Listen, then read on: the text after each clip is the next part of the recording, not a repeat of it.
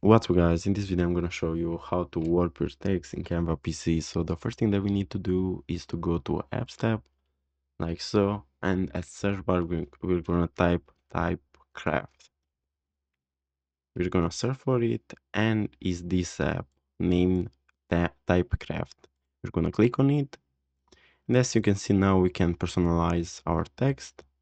We can add a style if we want. Now it's color red, we can change the color. Let's put it on green, like so. Now it's green.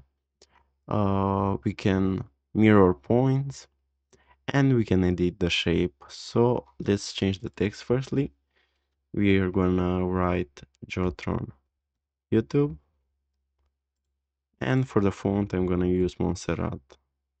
Looks that like it doesn't have Montserrat, so I will leave it this way.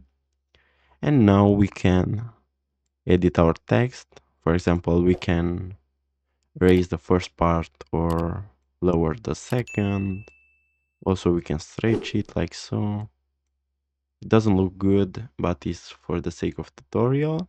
And after you edited your text as you like, all you have to do is to add element to design. And as you can see now, the text we just made, it's on our blank.